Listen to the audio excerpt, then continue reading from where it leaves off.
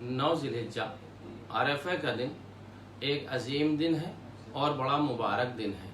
یوں تو جناب مسلم کی شہادت کا دن بھی یوم عرفہ میں ہی ہے، لیکن عرفے کی دعائیں اور عرفے کے دن کے اعمال بڑے مختصر سے ہیں۔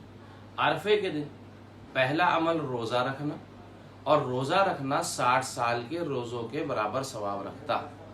دوسرا غسل کرنا، بڑا عظیم ثواب ہے غسل کرنے کا۔ تیسرا دعا اور استغفار کرنا۔ چوتھا نماز عصر پڑھنے کے بعد زیر آسمان 2 رکعت نماز یوم عرفہ کے نام سے، یوم عرفہ 2 رکعت نماز پڑھتا ہوں قربتاً اللہ۔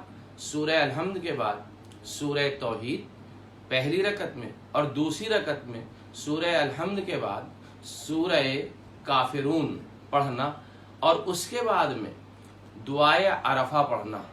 دعائے عرفہ پڑھنے کا اتنا ثواب ہے، اگر کوئی روزہ رکھنے کی وجہ سے دعائے عرفہ نہ پڑھ سکے تو اسے روزہ نہیں رکھنا چاہیے، بلکہ اسے دعائے عرفہ پڑھنی چاہیے، یہ علماء بیان فرماتے ہیں۔